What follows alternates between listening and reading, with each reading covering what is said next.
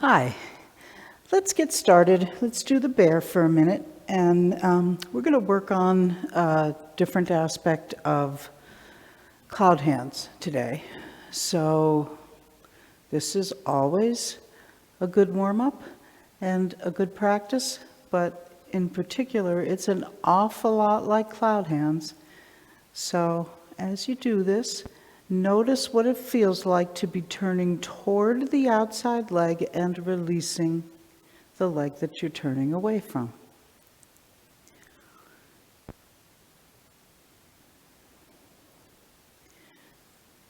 So we're always saying this, but it's not enough to just close one hip joint and assume that the other one will open. You have to make sure that as one is closing, the other really is opening. So you're moving toward the leg that's closing and releasing the one that's emptying. The more you can get your legs right underneath you, the better off you'll be for using your hip joints skillfully. So if there's a little bit of going out on the hip, it's going to take you away from being able to make a nice rotation on top of the joint. Jane would always say to us, drop the weight directly to the bottom of your foot and bypass your hip completely.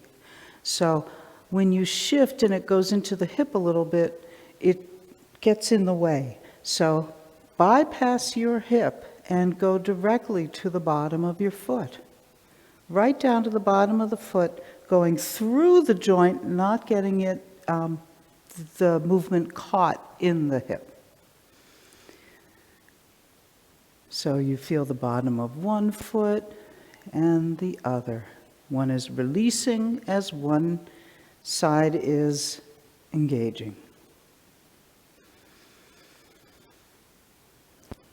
The rest of the body is just along for the ride. Your arms are moving easily and comfortably.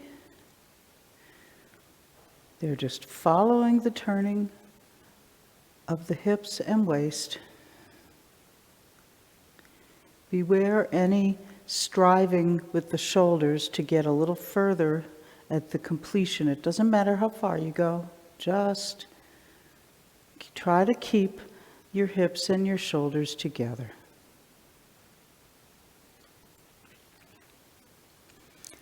So we'll do this for another few swings. Breathing, relaxing. Your head is suspended. That means you're hanging down from above. All the joints are free and open. Your feet are connected to the ground through your bubbling well and the tripod at the bottom of your foot. In the middle, you're hanging out. Your awareness is there in the dantian, letting everything turn from that point.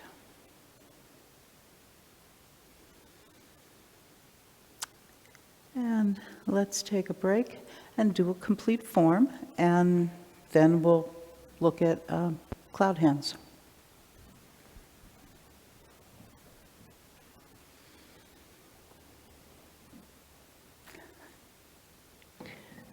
All right, set to go. And begin.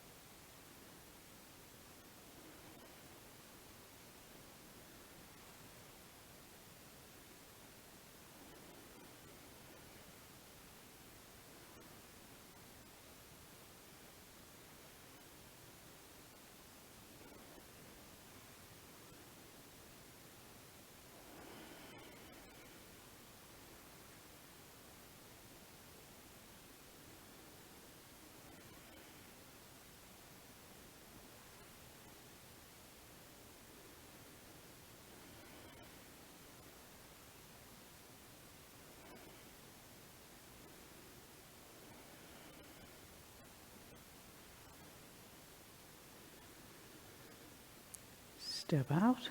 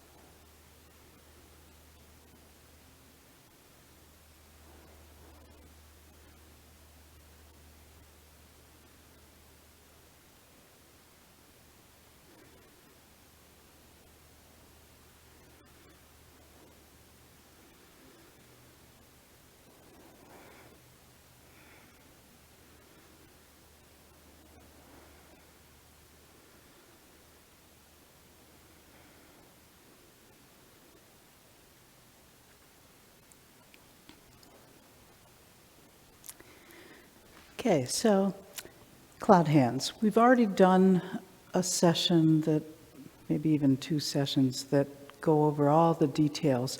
I don't want to get into details today so much as I want to feel like this is a stance, a movement that keeps everything alive. It's very simple to get yourself caught.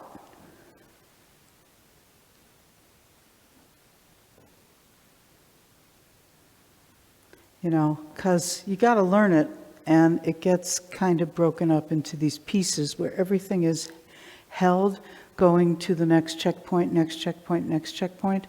And on Tuesday, when we were looking at the transition out of repulse monkey and also out of flying diagonal to get into cloud hands, we were trying to feel the hands moving in a natural way so that they respond to what's happening to the body, and kind of like a mobile that once something's in motion, everything's got a little bit of give and play. And so I want to look at that same quality in cloud hands now. So let's just do it a time or two so that you kind of familiarize yourself with where we're at. And you can both just face the same way. Take it from, well, what the hell? Let's do it from the last of the repulse monkeys. This will pick up from where we were on Tuesday. And go.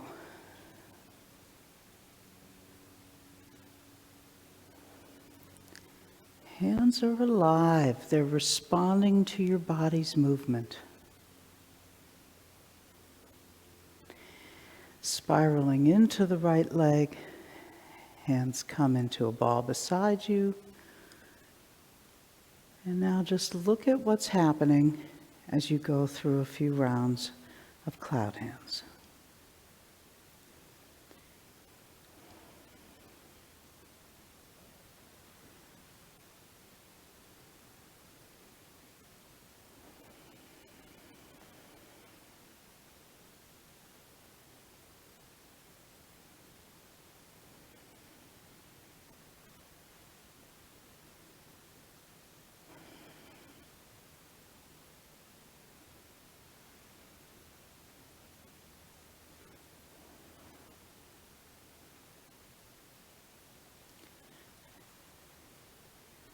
And we'll stop in the left leg. And rest your legs. So, what tends to happen is holding on to the arms to take a step because the step is hard and all that. So, do this once with me, just from flying diagonal. And you're going to spiral into the right leg, turning to the right, making a ball of air, and shift.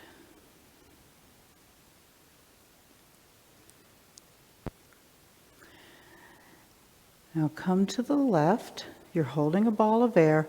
Hold onto that ball of air as you take a step. Now everything comes to life again, and turn. Turn to the right. Hold on to that ball of air. This is a big step,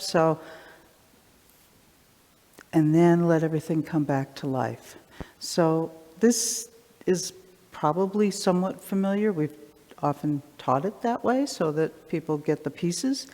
But what I want to look at now is how you don't hold the ball rigidly.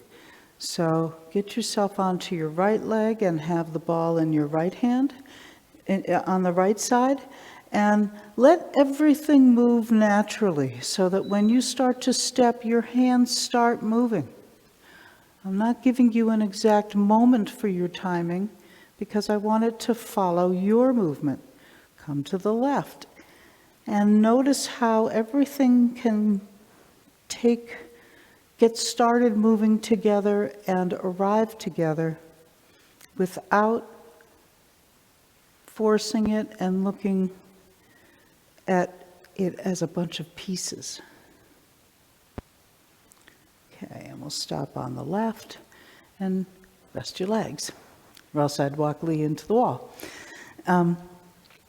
So this desire to hold on, to rigidify when we're taking particularly difficult steps, so going from right to left, that's where we've got the big step, because remember, the goal is that we're, at the very least, narrower than shoulder width and wider than shoulder width. Ben Lowe says half shoulder width and double shoulder width. I'd consider that aspirational. I don't think we need to start putting measurements on the floor and enforcing that, but I do want to put that out there because that was Ben's detail for us. But you do want to be a little narrower than shoulder width and a little wider than shoulder width at the very least. So that means that the step to the left is a big step.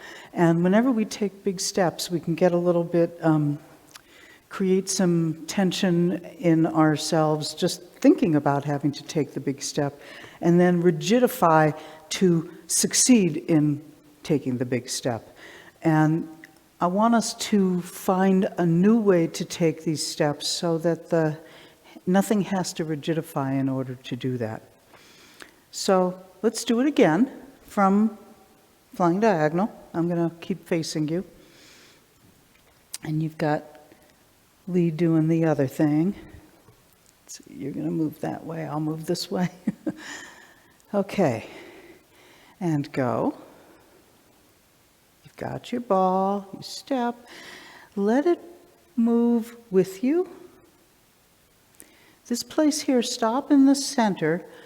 You're, already using your left leg. This isn't 50-50, but do stop here and feel the fullness of this moment. And now as you wind around to the left, let that help free your leg so that it steps easily and your hands move with it. Come back to the center place. Make sure your feet aren't almost together. Less than shoulder width, but not almost touching. Give yourself a little bit of space. And then to the right. And as you're doing that, you're freeing that leg and your hands are moving with you. Come to the center.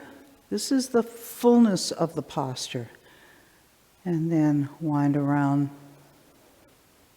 And just look at what is the natural movement of the hands relative to the stepping.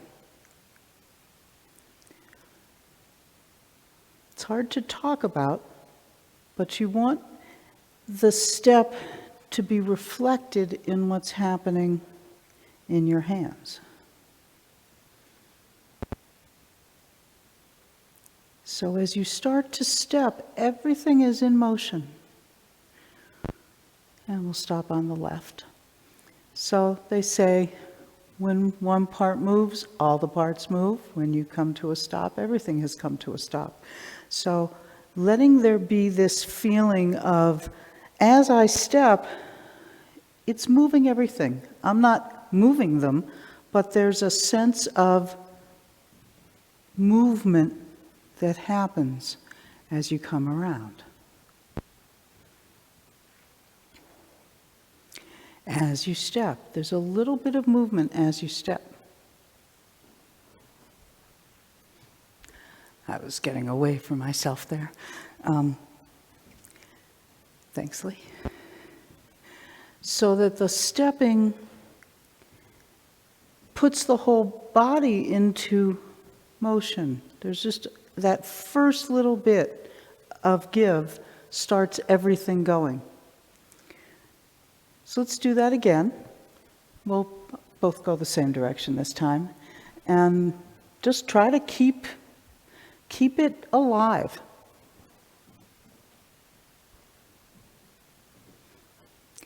Begin.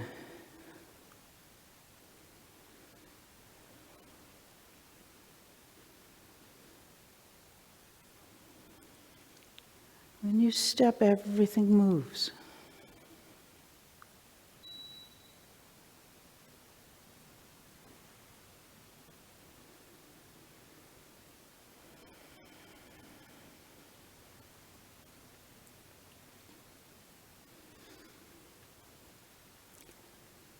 So when you get to the end and you're ready to step, make sure you're not holding rigidly.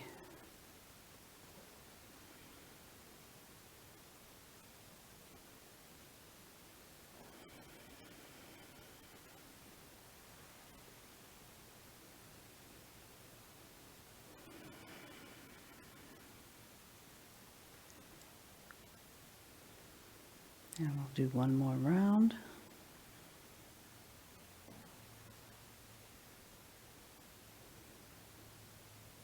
Okay. And rest your legs. So one thing that will help, particularly with the big step, we don't want to rigidify to make the step, but it will help if you have a sense of weightedness in the bottom hand. It's like, once that happens, I can take this step more easily. And you can do this yourself. Go ahead and, get yourself into the first one and take your top hand fist and push into your bottom palm up hand and take the step. Notice, just go ahead and do this and see how much it stabilizes your ability to take the step. And then take your hand out of there and let it be a little floaty and feel what that does. So this sense of, as I'm stepping, I let there be a little bit of weight in the cross-balance hand. And that will help you make these difficult steps. So a little bit of weight in the bottom hand. And that's part of what starts everything moving. So you come around, let there be a little bit of weight there, and let that help you get moving and help you stabilize to take that step. Let's do it another time, and then I'll pass it over to you, Lee.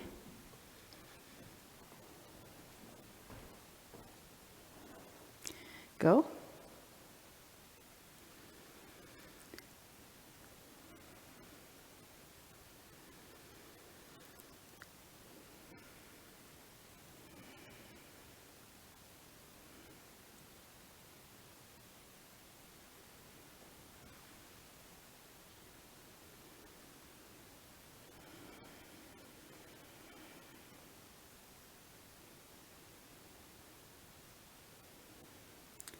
Feel the bottom hand help you take the step.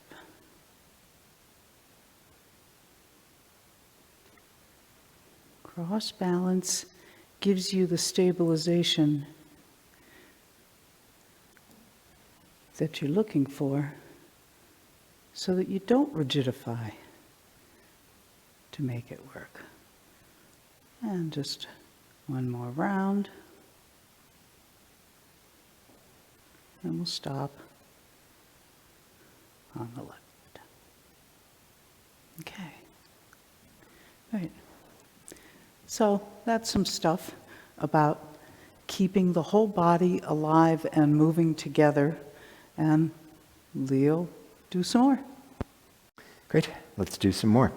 I want to look at this moment that Beth was just working on again, which is this moment where you've turned and coiled, and then you release.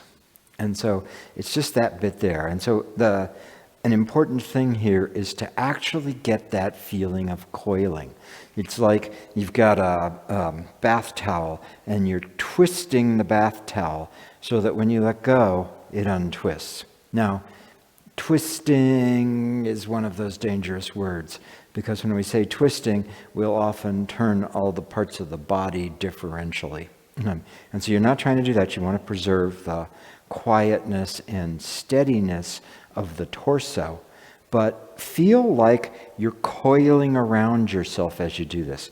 So go ahead and take this. We'll do both sides, and we'll do them a couple times. So start on either side. Whichever leg you're on, that hand is the high hand. So if I'm on my right leg, my right hand is on top. And turn, and as you turn, feel like that's coiling. And then let it go back to the center, and that should feel like you're letting go of the towel and it unwinds. Turn and get that coiling. And notice what happens as I do this. When I start out in the center, my hands are directly in front of the center of my body.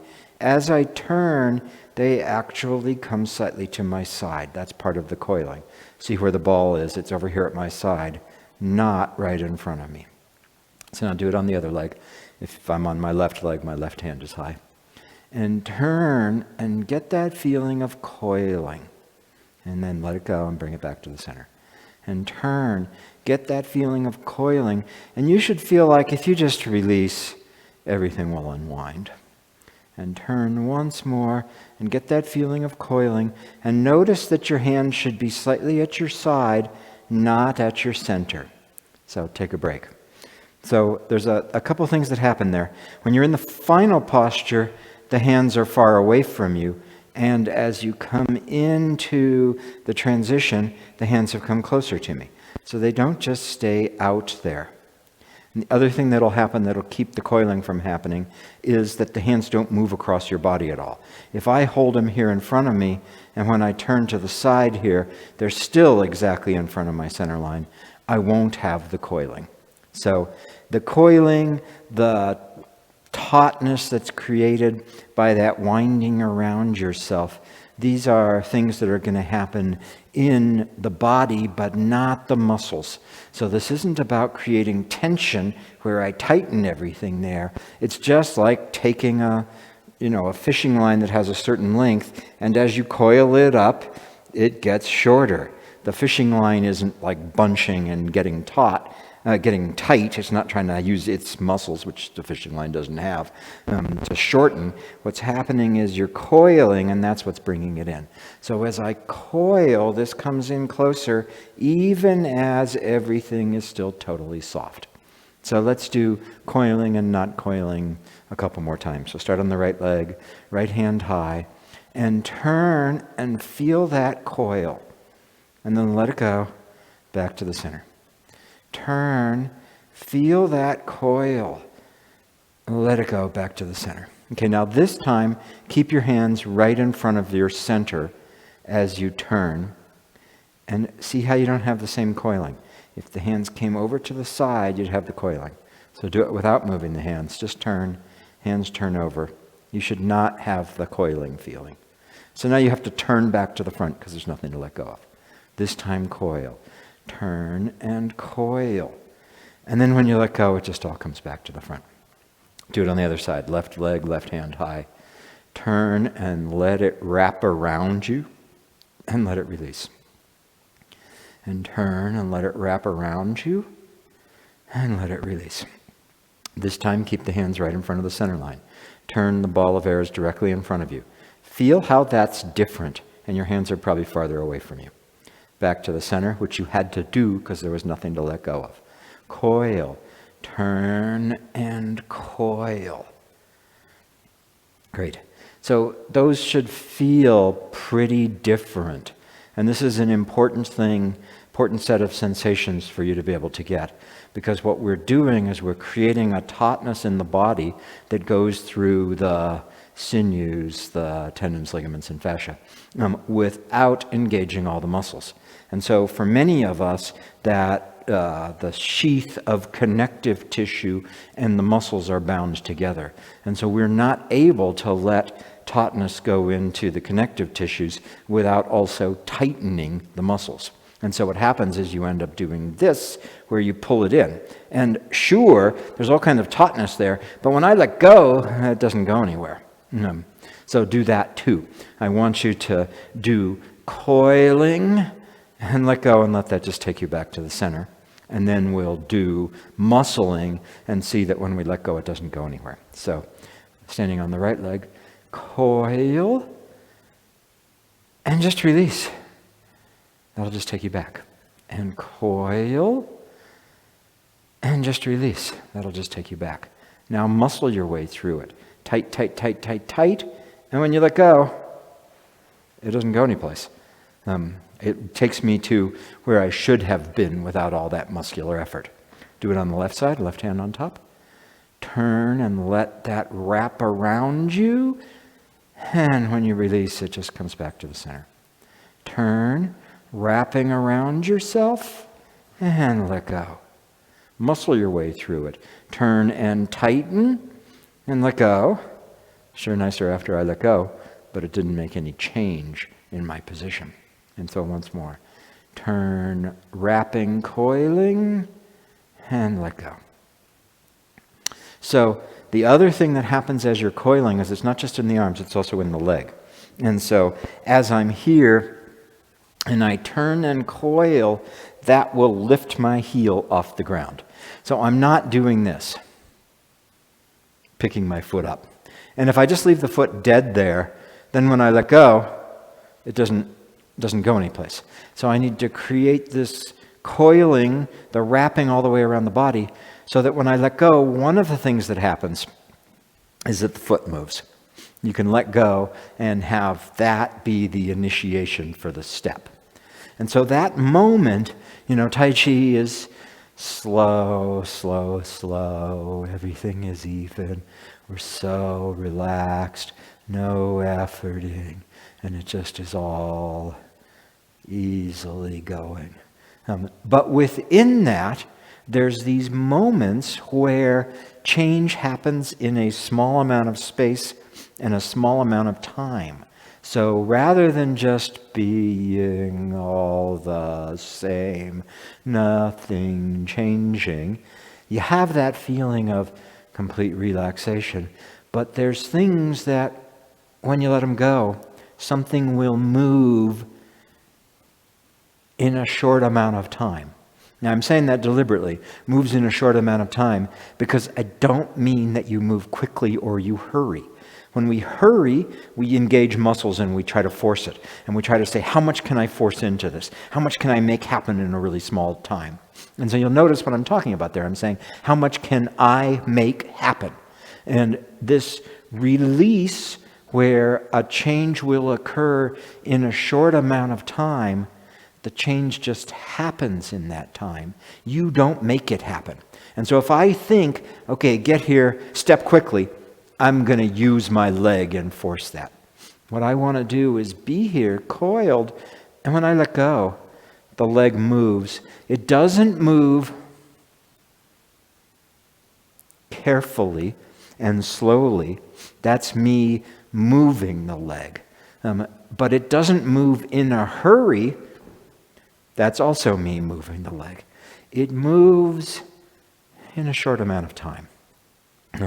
And that stepping there is all about releasing. I'm wrapped and coiled, and I let go. And the leg just steps. I don't carefully step, and I don't try to step as quickly as I can.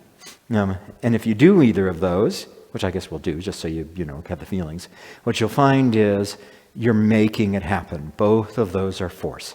Now, that may be a good way to practice so that you're able to step without committing, right? I may need to do this so that I can put my foot down and make sure I didn't shift into it.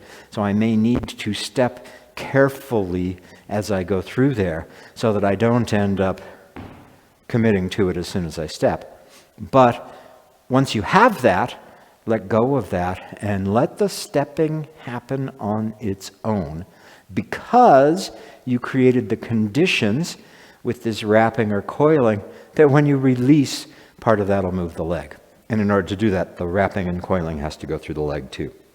So let's try to get that foot to step without force. So standing on the right leg, turn, and feel this feeling of coiling, and feel that it went through and actually lifted your heel.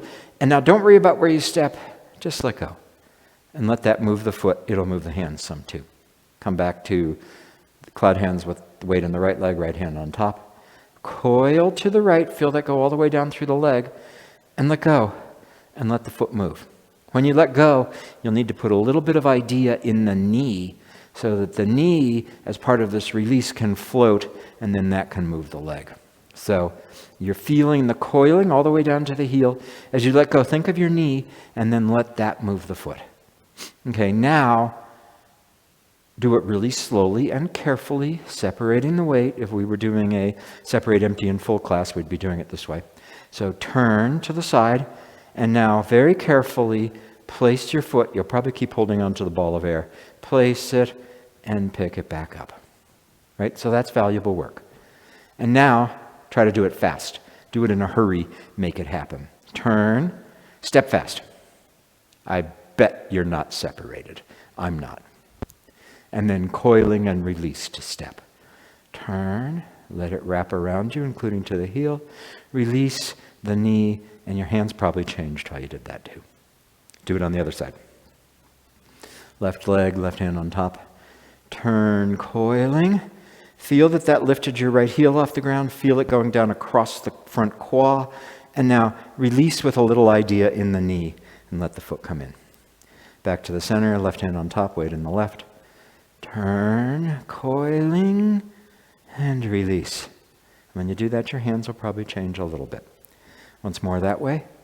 Feel the wrapping, the coiling going all the way through the body, lifting the right heel off the ground, and let it go.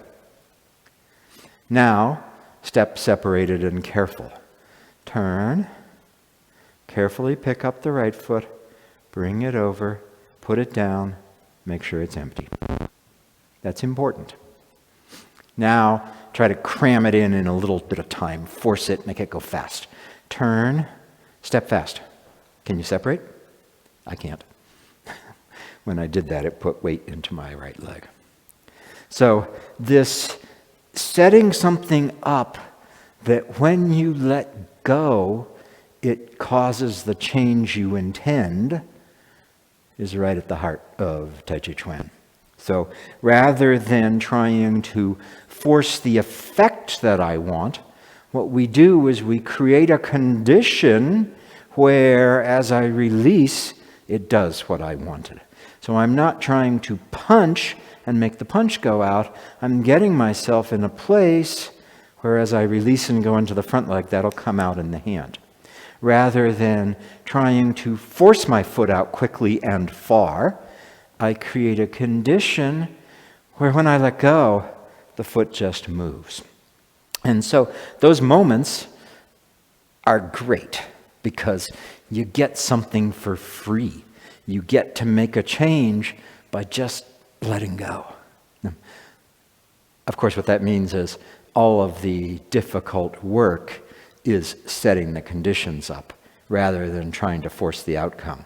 And so you have to know what will happen when you let go, and you have to get everything set up just right, and you have to aim, but when you do that, it goes. And so we use the analogy of archery a lot, right? So I'm stretching my bow, and I let go of the arrow, and it goes, and it hits the target or it doesn't. I've created the condition, I did a lot of work in here, and then when I let go, something happens. Now, archery is not take your bow, take your arrow, put the bow down, grab the arrow, march across the room and stick it in the wall. Even if you do that really quickly, it's still not archery. That's not archery. So in archery, you have to create the condition, the bow is stretched, you have to aim, the arrow is aimed at the target, and then you let go, and you see what happened when you did that. When you force it and take it across there, so I can force it gently, and I can carry it across the room very carefully and put the arrow into the target. That's like this. Carefully putting the arrow into the target. And so that helps me know where the target is. And you can watch as you're doing this, the knee will float so the foot comes off the ground and you'll place it. So you're understanding how it happens. But that's not archery. That's not actual stepping. That's placing my foot, right? And I can make the mistake of trying to do it quickly, which is grabbing the arrow and running across the room and stabbing it in the target. Either whether I walk slowly across the room and put the arrow right in the center of the target, or I hurry across the room and stab the arrow into the target. Neither of those is archery. When I actually stretch the bow and then I release the arrow, even if it doesn't hit the target, that's archery. So when you're doing Tai Chi, you need to create the conditions and let go. And if it doesn't go where you want, at least you're doing Tai Chi. And now your aim just needs to get better. There was something that wasn't right about the condition you created. And there was something that wasn't right about where you focused. Maybe you focused on your foot instead of the knee. So when you do this, release knee, foot goes.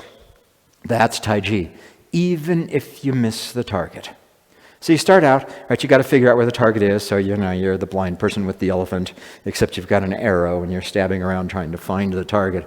So you got to figure out where the target is. You got to figure out which end of the arrow is the sharp end and which end has the feathers and the piece that you put in the string. So you got to learn all of that. Then you can start actually letting go and letting it fly. So let's do cloud hands again. I want you to pay attention to that moment of coiling and that moment of release. So, from flying diagonal. Okay, turning. There's the coiling, and you release the footsteps. The hands start moving. Come to the center. Okay, again, turn, coiling, release. If you think about the knee on the empty foot when you step. Back to the center. Coiling, make sure it pulls the heel off the left foot, and release left knee. Coil should peel the heel of the right foot up. Release, let the foot step. And now notice that as you do the release, the hands will just naturally move. They'll start moving. And then you follow them into the next final posture. Coil, set up, release, everything starts moving. Follow it into the next posture. Turn, coil, set it up, release, hands and foot move. Follow into the next final posture. Turn, coiling, release, everything moves. Follow it into the next final posture. One more, so we end up on the left leg, release. Follow it into the next final posture.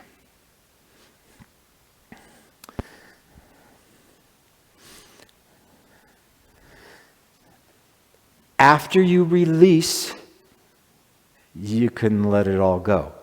Or you can stay with it and keep following. So when I come through here and I release, if I waste that moment of release, now I don't have anything to make it go. And I just have to force my way into the next bit of it. So what I want to do when I release here is right away, now I follow it into the final posture. I turn and coil. If I just release, now I just have to force my way into the next posture. So when I release, right here, now you have to follow it into the next thing.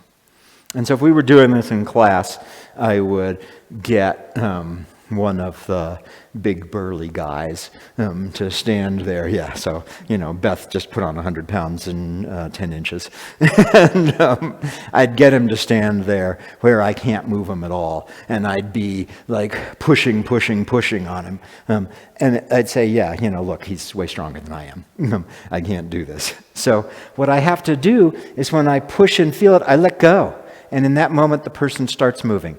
Now, if you do what I just did, which is I let it go away, it's no good. I've got Beth strong. I let go. She starts moving, but she's still strong. So in that moment, I have to stay with it. So when I do this, I feel her, I let go, and I move her. And that all just happens. Beth is pretty skilled at this, so it's difficult to get her to do this. But if I can get somebody to just resist, let go, and move them, then it's simple. She tried to be not sensitive and responsive. And so the same thing is happening here. I've created the conditions. I let go, and if you just let it go, that means that you're the big burly guy who's now still resisting in a new place. So in that moment of letting go, now stay with it and come to the next place. And so those two things of creating a condition where when you let go, it'll start to make the change you want, and as the change starts, following it, those two things are really important for Tai Chi. And I think they're probably broadly applicable in the rest of our lives, that when we get to one of those places where we're stuck, rather than trying to slam through it, feel it, release, watch what's happening, and go with that to make the change you want. So let's do cloud hands once more. Thanks for being big and burly. And then we'll look at getting out of cloud hands into single whip. So from flying diagonal, turn, release, stay with it, follow it to the next final posture. Okay, now turn, there's the coiling, there's the setup, release, and follow it into the next final posture. Turn, coiling, release, follow it, stay with it. Turn, make sure your heel got peeled off the ground. Let go and stay with it. Final posture. Final posture is pretty neutral. You're happy standing here. This is a good place to be. So you can stay there. So right leg, right hand high. Turn, you've coiled. Release and follow it into the next final posture. You're happy here. You can stay here. Coil, creating potential. Let that potential be realized and stay with it. Final posture. Coil, let go. Everything starts moving and stay with it. Once more on each side. Coil, release and stay with it. Final posture, you're happy here. Turn, coiled, release. Follow that. Final posture. Great. This is every place in the form. It's really clear in cloud hands. You really get that. So then what happens after cloud hands? So when we teach this to you initially, you're at the last cloud hands, you've turned, you've got the ball of air. You step out, you start to shift, the ball of air drops down horizontal, and then it comes up. As it's coming up, the back hand carries it someplace about here, it passes off and comes to the front hand. And so part of what we're doing with that is we're trying to get rid of extra flourishes, because for some reason in this move, people really want to do these extra flourishes as they go through there. So let's do it a couple times, totally bare bones, and then I'll open the door to the flourish that's hidden inside it. So Beth will face the same way as you. I will face towards you. Your weight's on the left, your left hand is high. Turn, don't worry about coiling. Step forward, you've still got the ball of air. As you sit down to put the front foot on the ground and start to shift, the ball of air drops right about when you're 50-50. You should have a horizontal ball of air. Now take your rear hand and feel like you're pushing the ball of air. The rear hand ends up going towards the elbow, and then the hook hand continues on. Okay, so do that again. Weight's in the left, left hand is high. Turn, step forward. As you sit down to start to shift and actually start shifting, let the ball of air drop. When it's horizontal, take the back hand, push through right about here.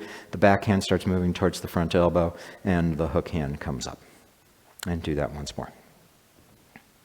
Turn, step, shift, ball of air drops, horizontal. Keep turning, back hand pushes, transfers to the front hand, and you end up in the hook. And as I'm doing this, of course, my rear foot comes up on the heel as I come underneath here. Comes up on the heel. So that I'm ready to turn and I can step and go into single whip.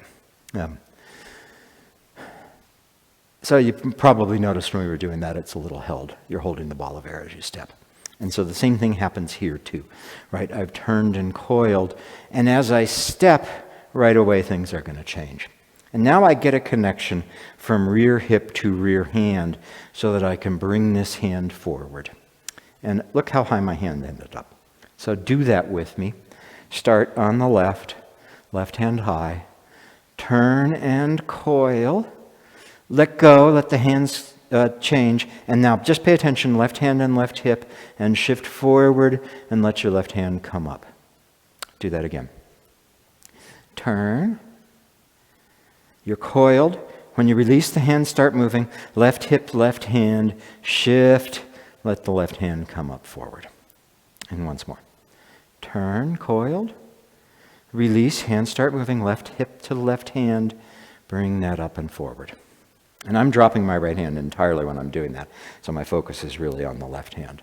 But what happens is, as you turn and coil, and you come forward here, now the right hand takes over. And look where I'm ending up. I'm ending up actually quite high with my left hand by my right elbow. So if I do this so you can see it from the side, I step. And so this isn't what you think. What you think it is like this.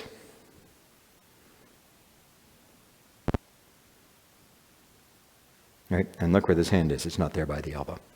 And if you just do it and keep it here at the elbow, now single whip is really weird. So here's the hidden flourish. And the hidden flourish is that as I didn't say this, but as I step, my waist is actually going to turn slightly further to the left. I release, the waist turns to the left, left hip to left hand. It comes up, and now it's expanding out and down so that I get single whip. So you can't do this.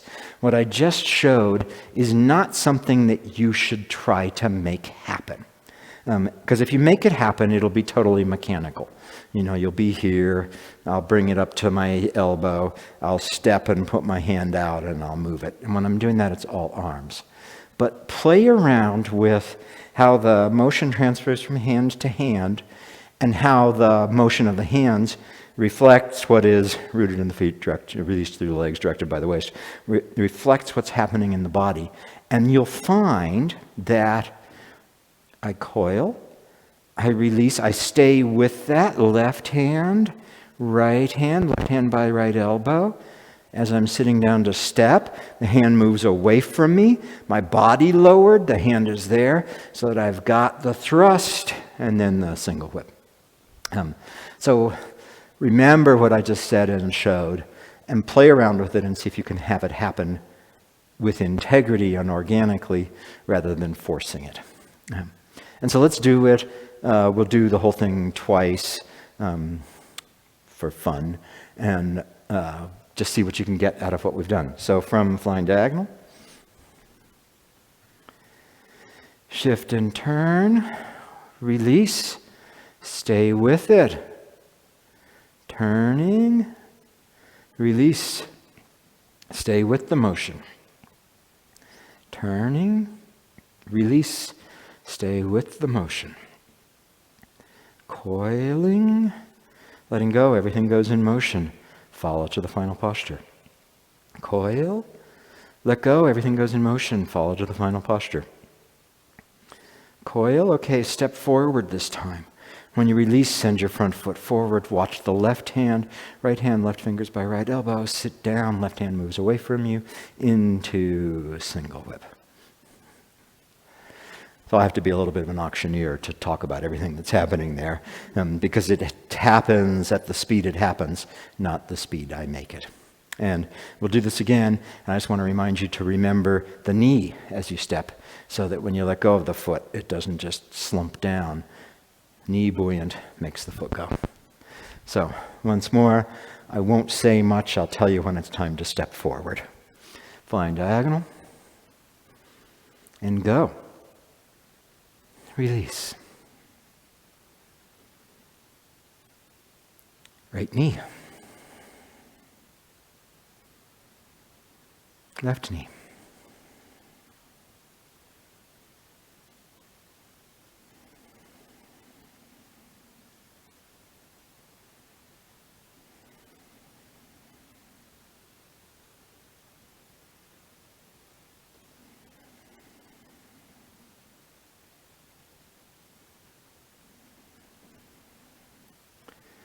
Okay, this time step forward. Aim the release of the coiling. Left hand, right hand, expanding, single whip. Great. So let's give you some stuff to play around with. the thing as you do more and more of this, like we just spent a bunch of time on repulse monkey and a bunch of time on flying diagonal, and now we've returned to cloud hands. As you do this, what it's going to do is make each instant more and more demanding, so you have less opportunity to space out and just kind of move things. But it's also going to set you up where Tai Chi Chuan is like a great river rolling ever onward, where it just, each piece goes, each piece goes, each piece goes. And if you can stay with it, then the next piece is just right there. And you're like surfing, you're riding down a rapids, and you're there with the rapids at every instant. And the degree to which I can succeed in doing that is a degree to which my Tai Chi practice is much more rewarding. So ride the rapids, set it up, actually do archery, even if you miss the target, and enjoy it. Great, thank you.